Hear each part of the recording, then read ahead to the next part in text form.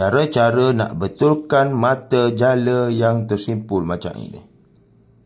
Assalamualaikum warahmatullahi wabarakatuh. Cara-cara betul, tak perlu tetas, tak perlu tetas balik mata jala ni untuk betulkan dan buat baru, tak payah. Cara-cara yang paling mudah, sediakan minyak masak. Ambil minyak masak ni, sapu dekat buku. Mata jala. Sapu dekat buku mata jala. Sapu. Kan? Tarik atas. Tarik bawah. Tarik atas. Buku jala tu dia akan terbuka. Dia akan terbuka dengan sendiri. Okey. Tarik atas, tarik bawah. Dia akan terbuka dengan sendiri. Sebab dia buku ni dia tak mati. Okey. Tarik atas, tarik bawah.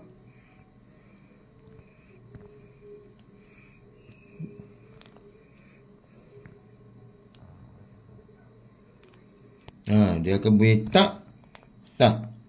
Lepas tu betulkan balik mata jala yang sudah rosak tadi, kan? Yang ni, tarik macam ni. Akan sahabat pegang macam ni. Tarik macam ni.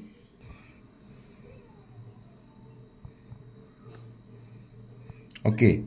Bila dia dah terbuka, dia punya ni dah terbuka, sahabat tarik, betulkan masukkan kat tempat yang asal.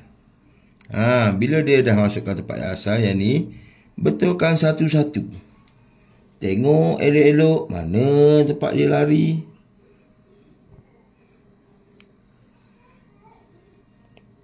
Nampak?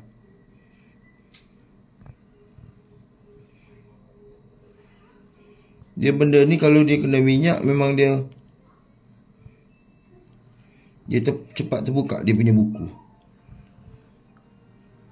Okey lah, nampak? Akan sahabat betulkan yang ni. Betulkan yang atas. Tanpa. Tarik macam ni. Tegangkan dia, tarik betul-betul.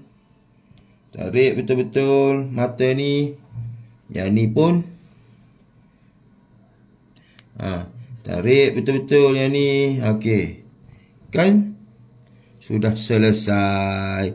Mata pun dah cantik. Tak perlu kita nak menetaskannya balik. Cara matikan bukunya. Yang tempat tadi. Pergi kat sini, tarik. Tarik macam ni pun boleh. Tarik macam ni. Buku tu dia akan mati dengan sendiri. Okey, siap.